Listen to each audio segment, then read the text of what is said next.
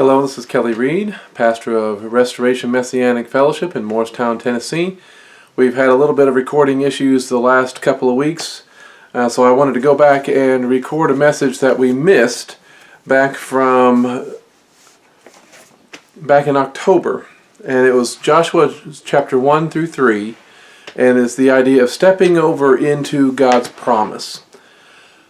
And the reason why we needed to look at this especially is because of the importance of the accounts in Joshua. We were just coming out of the Torah portions. We were just getting all of the people up to the time when they were crossing over the Jordan River.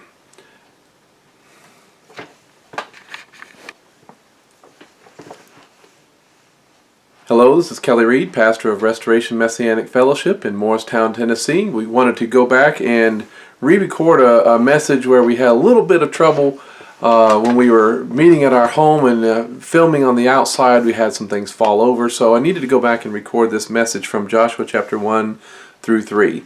And one of the primary points that we're wanting to make about the book of Joshua and why it's so important, why we sometimes don't get the message of it is, just as the Exodus is the primary narrative, the primary focus and story from which the rest of the scriptures, including the New Testament writers, the Exodus is the primary story from which they understand the ideas of redemption and salvation. So whenever they want to talk about those issues, they primarily look back to the Exodus to give that narrative framework. And so the Exodus is the type or the example of what God's measure or manner of redemption and salvation is.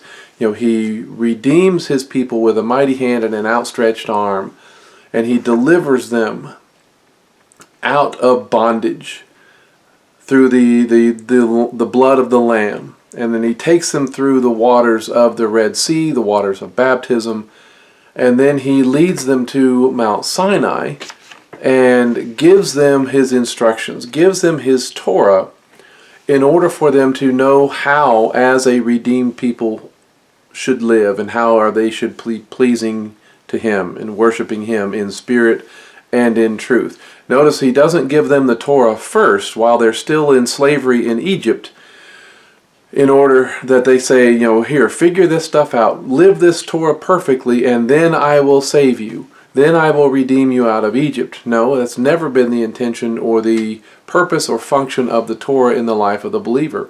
He always redeems first, and then he gives the instructions for the redeemed person on how to live.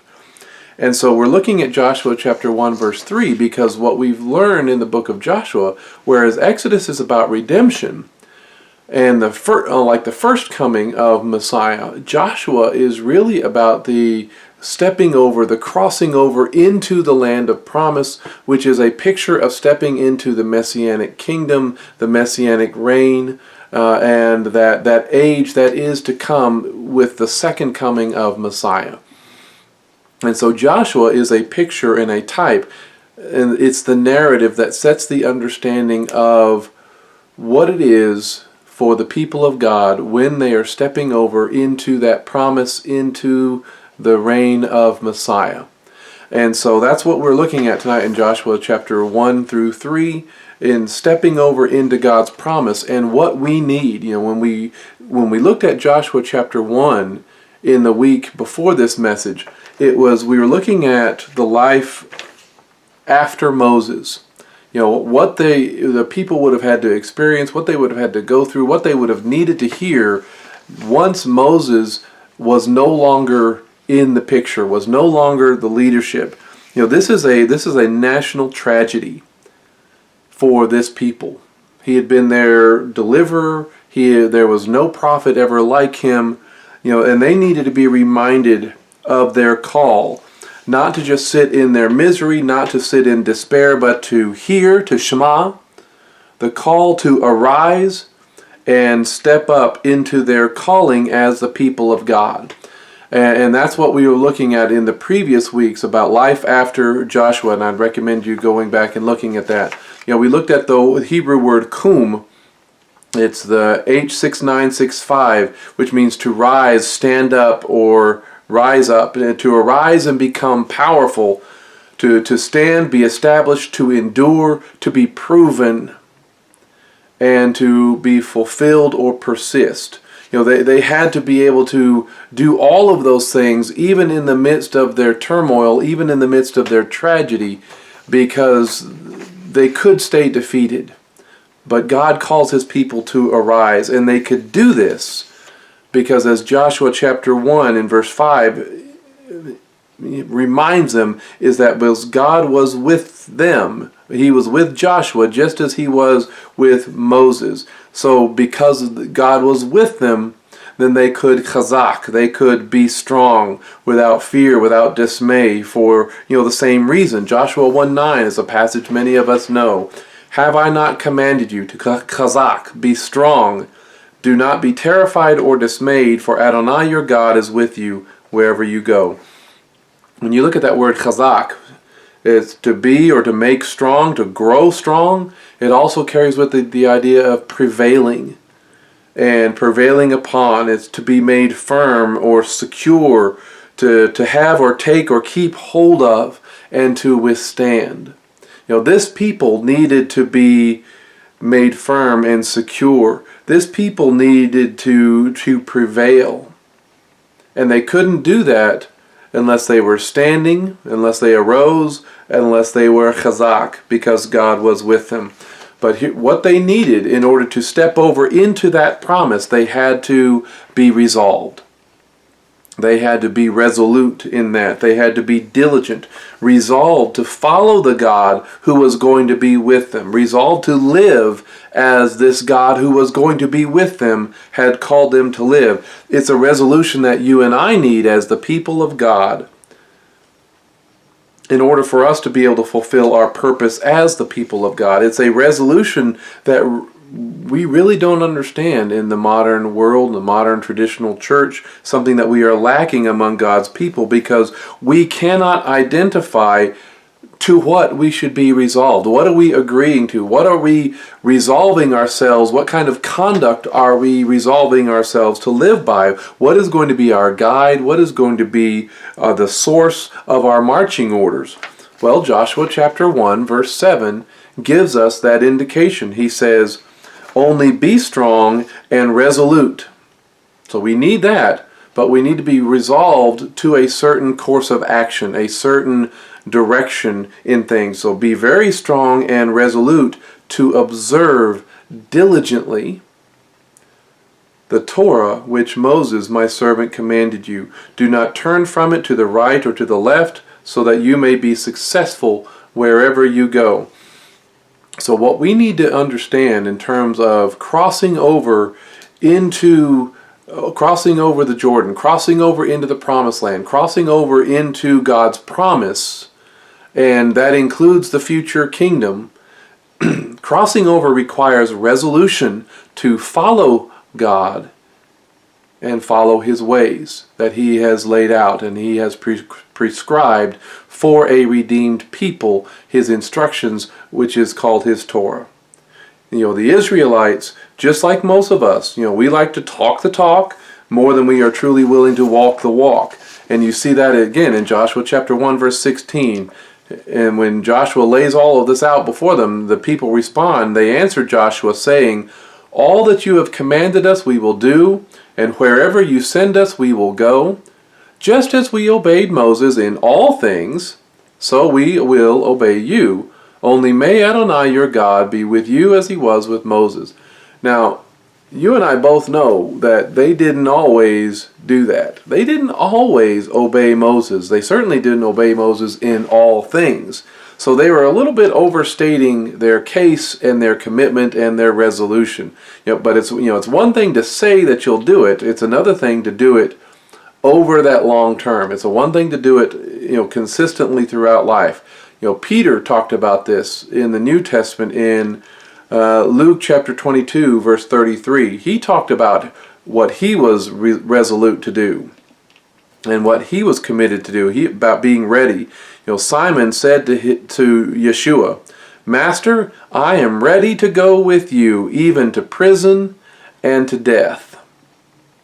Now, most of the people of God, including myself, we can be just like this. Yes, God, I'll live for you. Yes, I'm going to fight for you. Just bring on that persecution, God. I won't deny you. Just let them try to shut me up, and they'll get an earful of my commitment and my faith. For example, we're coming up on this time of year. Many will define strength for God in this country by our courageous response when someone dares to defame the Lord by saying happy holidays. And we'll prove our commitment and our resolution to Him by insisting upon saying Merry Christmas or something to that effect, as if that really makes a difference, as if that is really the kind of stand that He wants us to make, as if that proves our faith or how committed we really are. And you compare that to the kind of things that believers in Africa, China, Syria have to go through, who are attacked, who are maimed or killed for their faith, for just being caught with a Bible, for refusing to call Muhammad a prophet. They're not threatened with everyone who says happy holidays, you're all free to go, we'll leave you alone.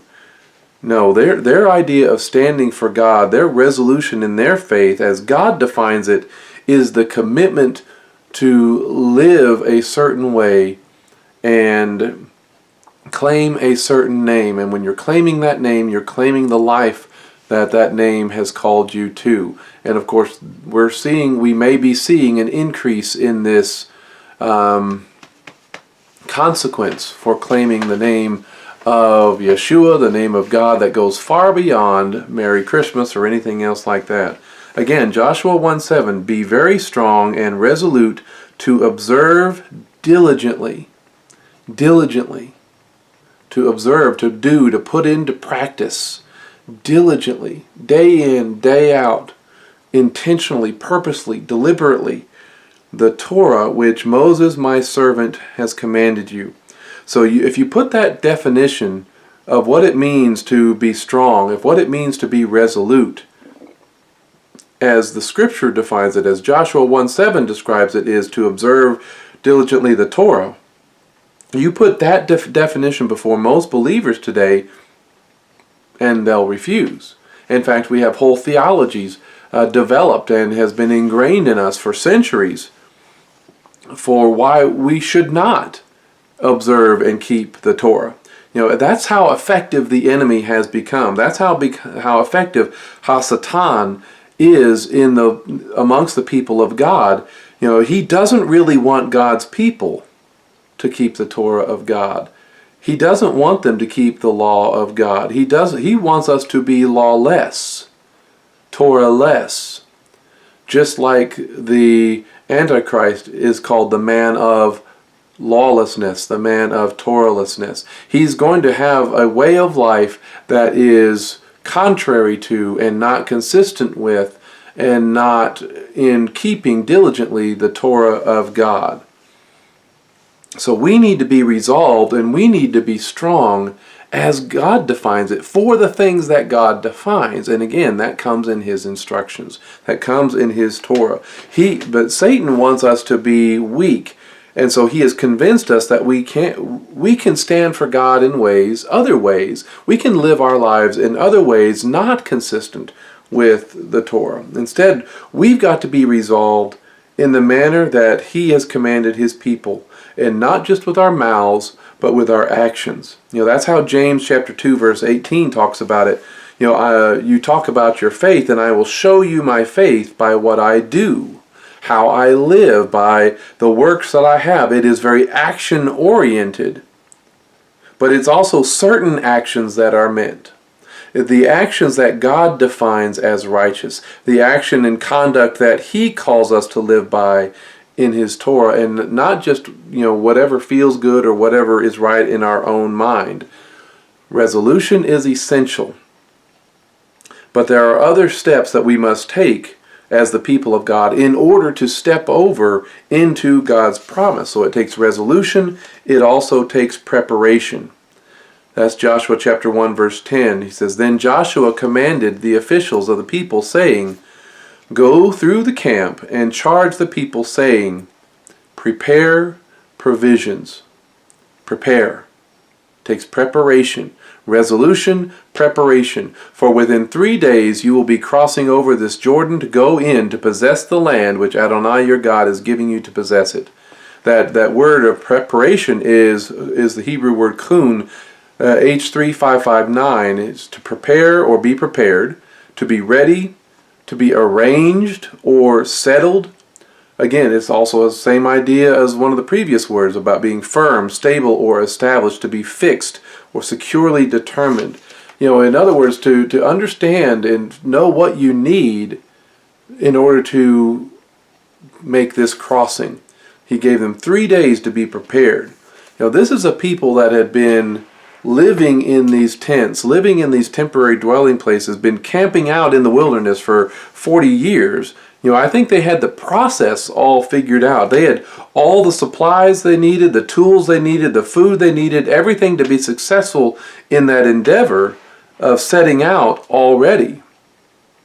They had discarded the things that they were never going to use. Most of us, if we were told okay, in 3 days you have to leave your home, you have to leave all of your stuff, and you have 3 days to decide what you're taking with you.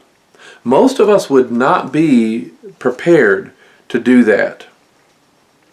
We don't have things arranged. We don't have things settled. We would be trying to figure out, what do I need? I don't know what I'm going to even take on this type of thing.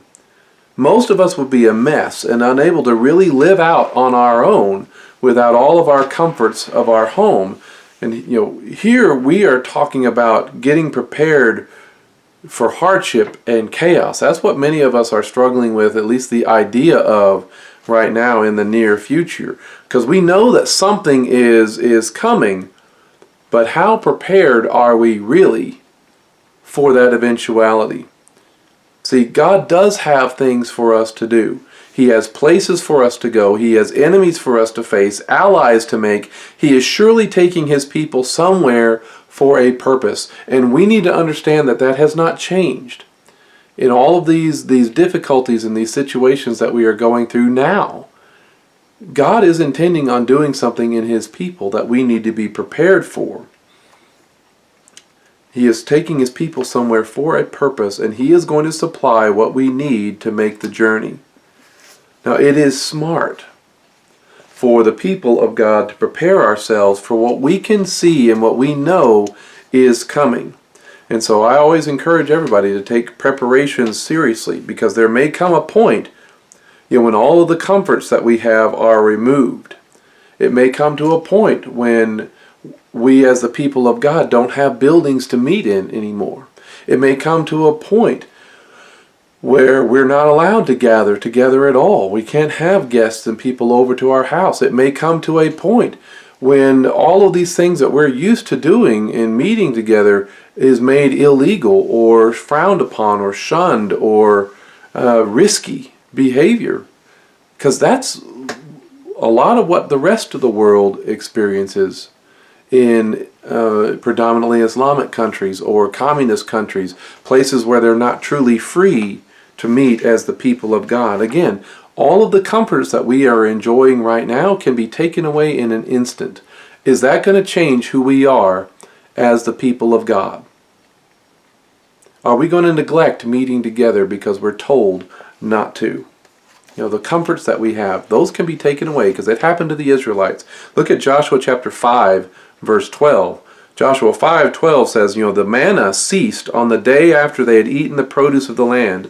Bnei Israel had manna no longer, but ate some of the yield of the land of Canaan that year. The manna had become essentially their ultimate comfort food.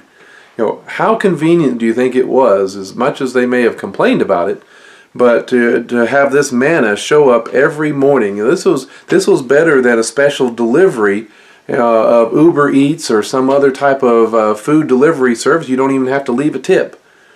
But God had been providing that for them for 40 years out there in the wilderness. But in just a short time from this conversation in chapter 1, God is going to take that comfort food away. And all that they are going to have is their preparations and what they're going to find in the promised land as they continue stepping over into that promise. So many people talk about preparations in terms of food and water, defense, finances, and all of those are great, and I recommend you looking into those things. But can we be prepared? Can we be prepared to live for God even if we had none of those things? Can we be prepared to trust Him to take care of us if we had none of our preparations made? See, sometimes we need to understand that the call of God is to be prepared. And that call is not just a matter of supplies or stuff that we have acquired, things like that. It's also a state of mind for the believer. It's a state of mind that has counted the cost. And that comes back to the idea of resolution. Resolution and preparation work hand in hand, but it's counting the cost of what is it going to cost me to live this way, committed to this cause. Luke 14:27 puts it like this. It says, "Whoever does not carry his own cross and follow me cannot be my disciple." This is Yeshua talking. Verse 28, "For which of you, wanting to build a tower, doesn't first sit down and figure out the cost to see if he has enough to finish it? Otherwise, when he has laid a foundation and isn't able to finish everything, all who see it will begin to mock him, saying, 'This man began to build and was not able to finish.'" I don't want that said of me in my walk of faith, that I was not able to endure or finish my walk of faith. We have to prepare to set out. We have to prepare to start our walk with God by considering the end and what it will take to get there and what it may cost along the way. I love to say, and I'm somebody who likes to talk about liberty, religious liberty. I like to talk about my faith. I like to say I will stand up for those things when the time comes. But I'm afraid that the majority of believers in this country, and I doubt, I struggle with that even in myself. We are not really prepared to stand up against real persecution. I won't really know that about myself until the moment comes. Much like in the military, you can go through basic training. There are some people who are great at basic training, but when the battle actually starts, they fold. We don't know what persecution really and truly is like. Just recently in work-related things with the job I do in the mornings of cleaning a facility, they switched hands as far as who is running and controlling the contract. And one of the first questions was, okay, this is a Monday through Saturday job. That's the nature of the contract. Is that okay? And of course I was like, yeah, that's a problem. Immediately started flashing through my mind all the problems that we would have if I lost this position. Because I had to say, no, I can't work on Saturday. That's the Sabbath for me. And as soon as I say that, I realize there may be consequences to that. I might lose this job. And it was running through my mind what it might cost. The easy path would be to say, sure, to count the cost. But if we're going to count the cost, then we'll prepare for the reality of the consequences. Now, I'm happy to say that has a good resolution to it. They were willing to let me say, okay, Monday through Friday is fine, and we'll pay you for that. But we have to be prepared for the consequences of standing for this faith that we claim, for this Yeshua whom we say we love. And that's exactly the heart of what Peter was talking about in 1 Peter chapter 3, verse 13. He says, "Who is going to harm you if you are eager to do good? But even if you should suffer for what is right, you are blessed.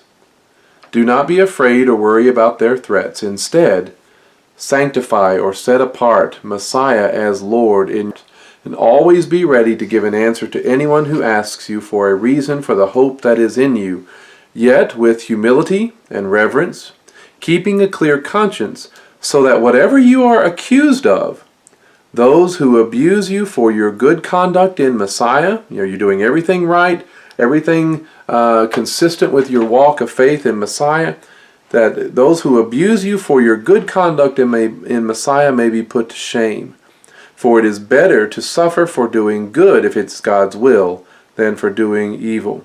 So that passage, especially 15 and 16, have been essential in my walk of faith. Always being ready to give a defense, and prepared to give an answer. And I always, going through college, I always talked about that and understood that in terms of apologetics. When people have questions about the Bible or accusations about the validity of the Scriptures and things like that, being ready with an answer, some sort of concept, idea, for whatever question it is. But it's not just about making an argument, knowing a fact, or some winning point in an argument. It's about this being ready that Peter is talking about, is being prepared, not just about giving the answer, but it's being prepared for the consequences of the answer that you give.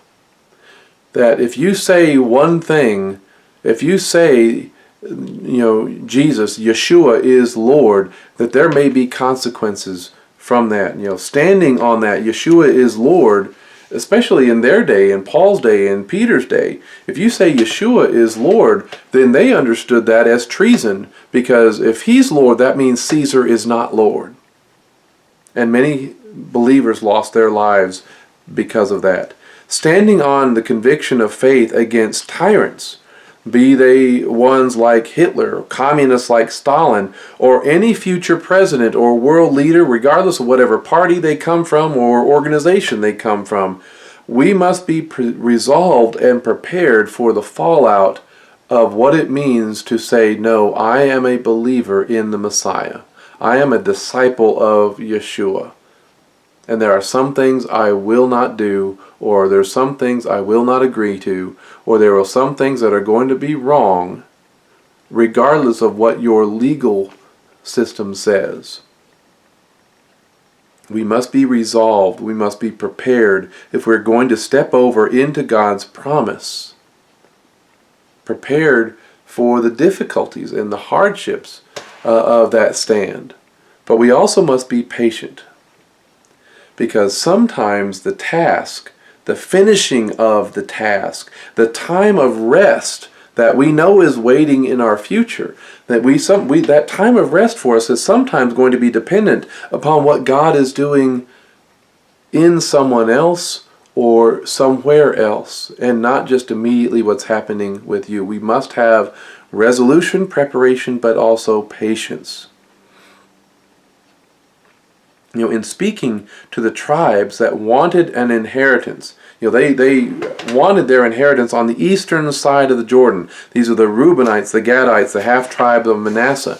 Joshua was speaking to them because their inheritance is over there, but they've crossed over, or they're about to cross over. He says, remember the word that Moses, the servant of Adonai, commanded you. This is Joshua 1:13, saying, Adonai, your God, has given you rest, and he has assigned you this land.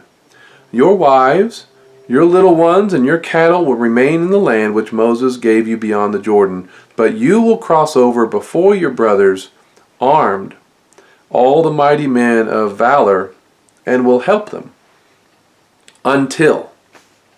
And so this is your assignment, this is your inheritance, it's all over there. Yes, that's agreed upon, that's settled, but you're going to come over here and you're going to help the other brothers and sisters find their rest. And you're going to stay over here until Adonai gives your brothers rest, as he has given you. And they also possess the land that Adonai your God is giving to them.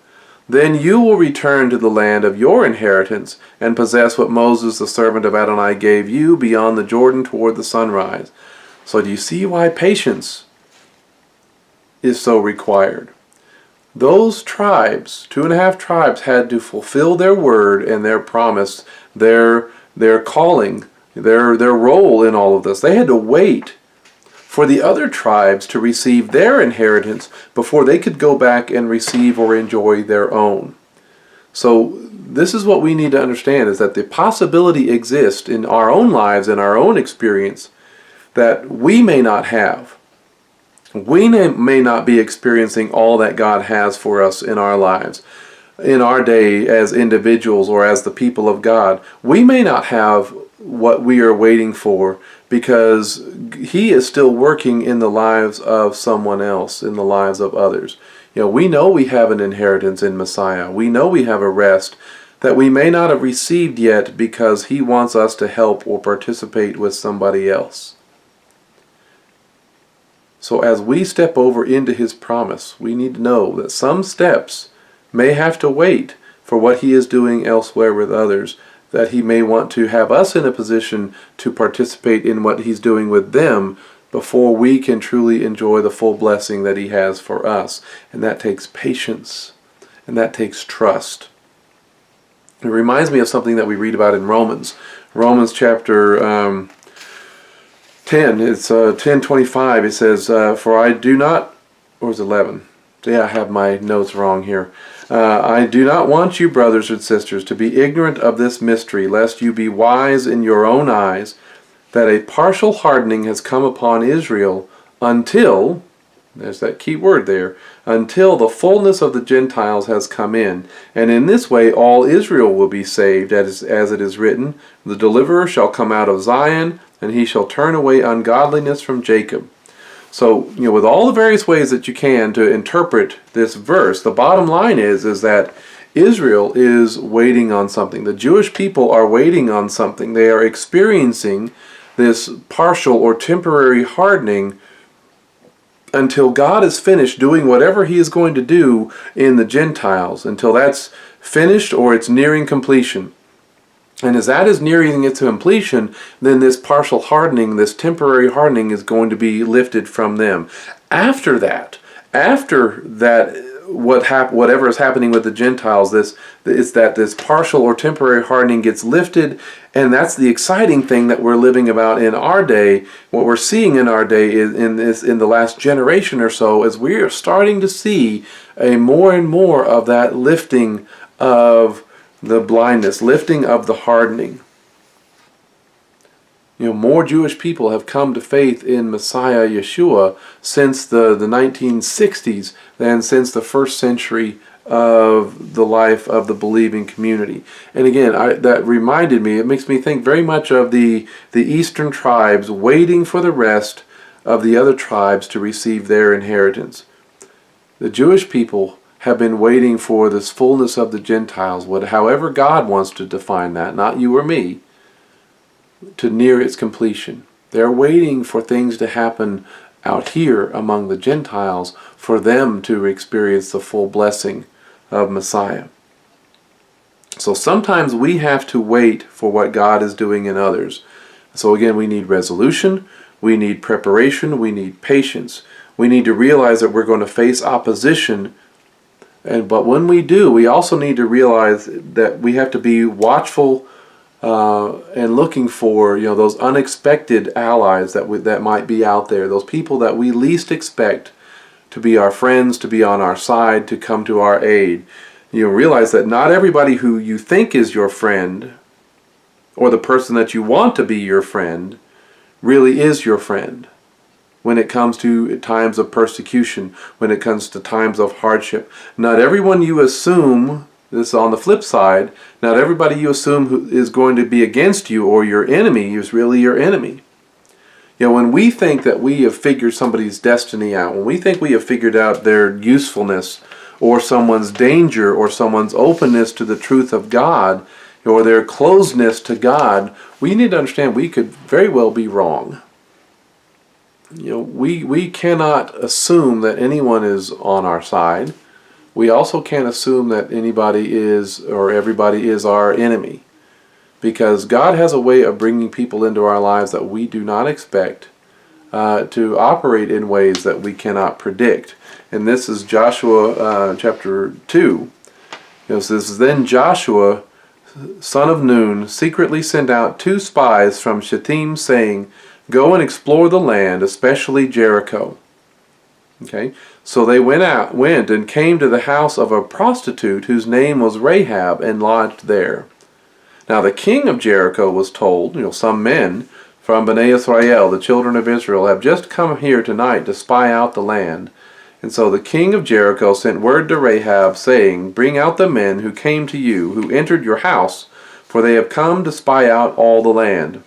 So now in this scenario, when you look at these two figures that are introduced in the city of Jericho, you have Rahab, a prostitute, and you have the king of the city, the politician.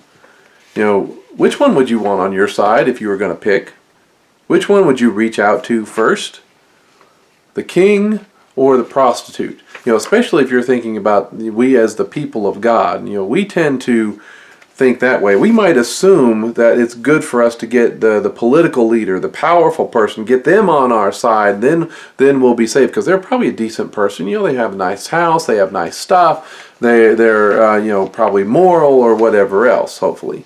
And we might assume that the harlot is somebody that we don't want, an undesirable, an unreachable, a waste of time, someone we don't want to associate with, or someone we certainly don't want to invite to join with us. And so many congregations do exactly that. We pursue the politically influential to be our friend, to be members, and we shun what we deem as undesirable. But we never know who God is going to convict. We never know who He is going to redeem, and who He is going to choose as an important ally for the people of God. Rahab was the one who hid the two spies. Rahab was the one who directed the authorities away from them. Rahab was the one who revealed the heart of fear in the lives of the people of Jericho. We see that in Joshua 2:9. Rahab says to the spies, to the men, I know that Adonai has given you the land, and dread of you has fallen on us, and all the inhabitants of the land are melting in fear before you. For we have heard how Adonai dried up the water of the Sea of Reeds before you when you came out of Egypt, and what you did to the two kings of the Amorites that were beyond the Jordan, to Sihon and Og, whom you utterly destroyed. When we heard about it, our hearts melted, and no spirit remained any more in anyone because of you. For Adonai your God, He is God, in heaven above and on earth beneath. Wow, that's quite a statement of faith from her. And then she goes on in verse 12, So now please swear to me by Adonai, since I have dealt kindly with you, that you also will deal kindly with my father's house. Give me a true sign that you will spare the lives of my father, my mother, my brothers, my sisters, and all who belong to them, and save our lives from death. She already knows the outcome of what's about to happen. She already knows that the children of Israel are victorious and going to be victorious in taking the city, because she believes. I mean, that's a powerful statement of faith from somebody who's called a harlot and a prostitute. She's an unexpected ally. And she even wanted to join this people, to live and say, I want to be a part of you and who you are. And she was allowed to. And she even became one of the ancestors to King David and one of the ancestors of Messiah himself. But no one would have chosen her. No one would have chosen her family.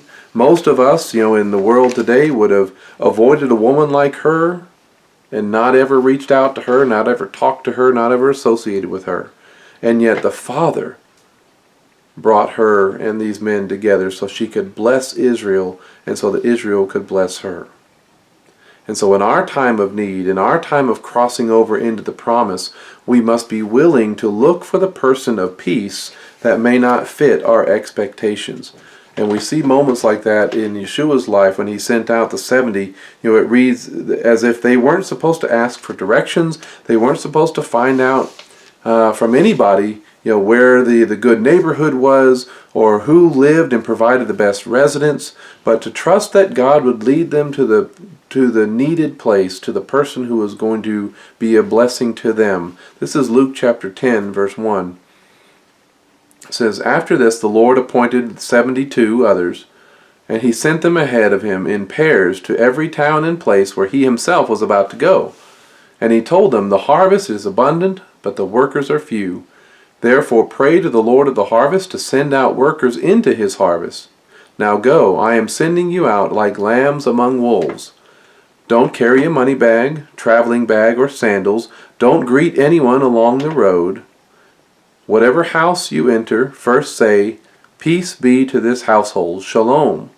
If a person of peace is there, your peace will rest on him, but if not, it will return to you.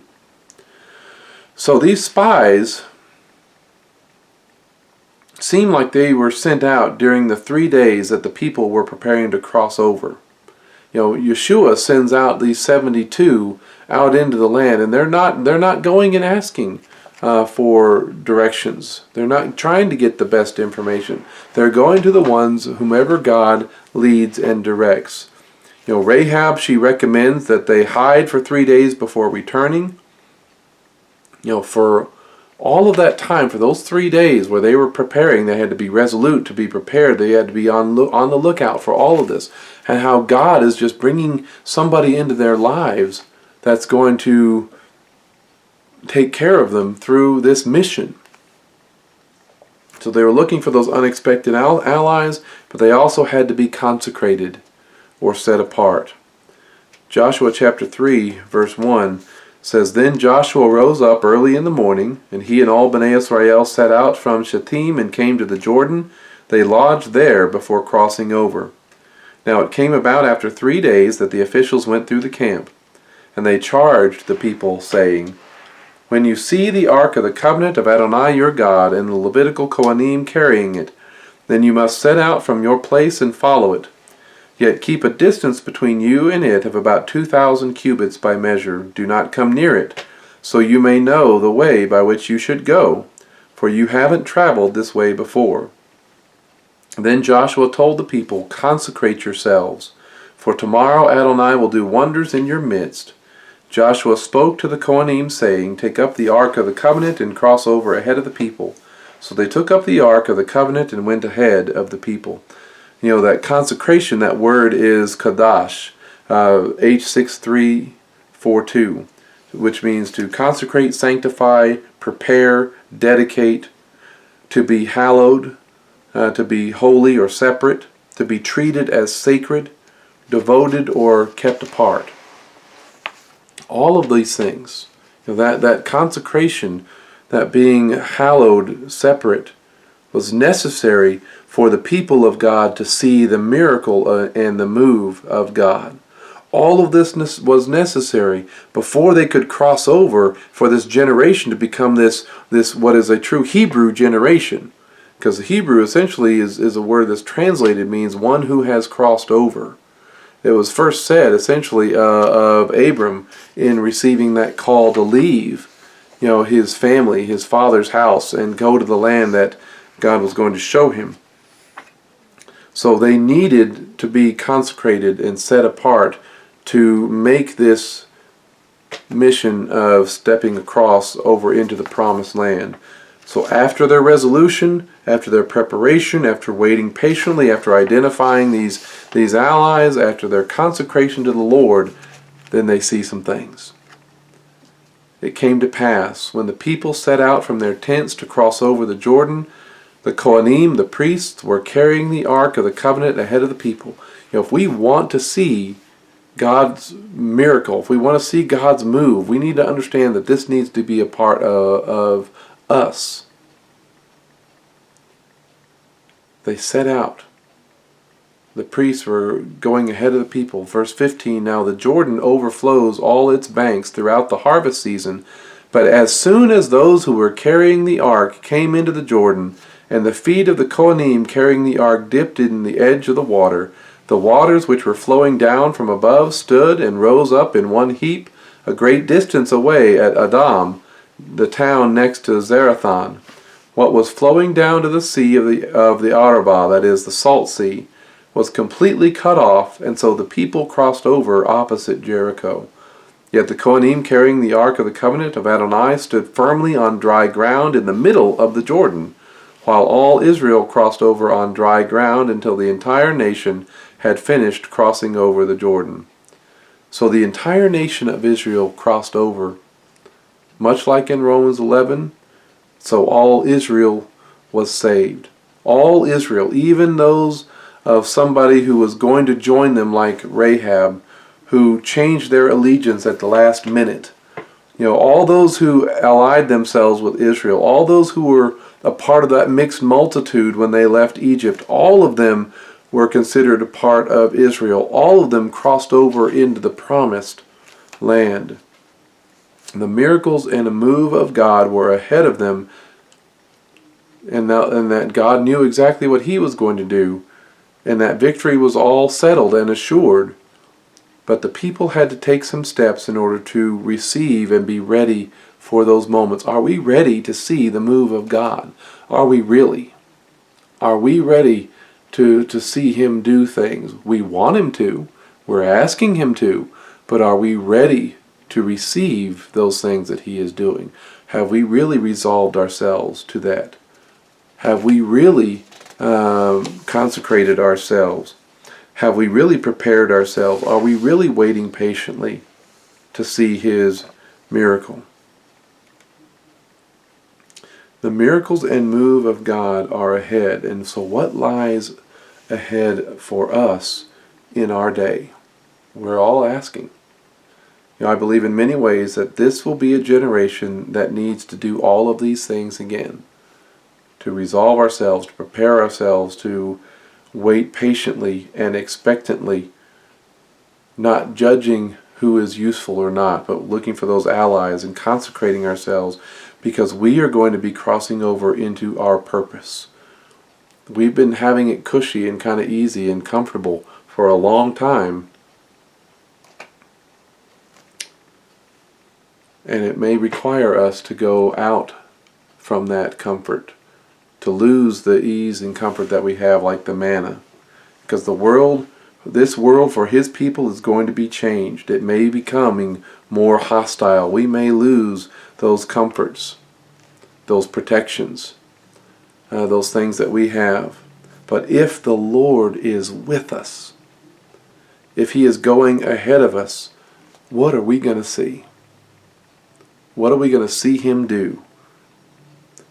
Are we not going to see, should we not anticipate seeing all Israel being saved, which we are a part of?